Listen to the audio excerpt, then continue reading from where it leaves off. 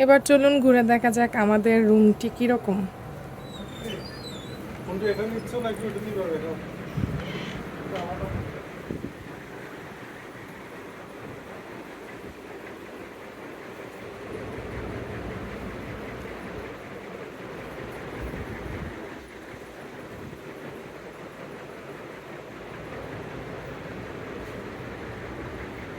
ছোট্ট খাট্ট একটা রুম আমাদের ছোট্ট ফ্যামিলির জন্য, বেশ ভালোই লাগছে, একটু অন্য ধাঁচের যদিও। এটা ওয়াশরুম আই থিঙ্ক।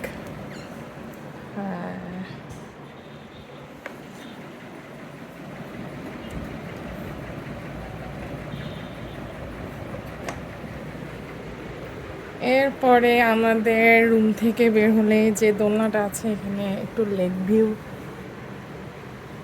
শো করছে।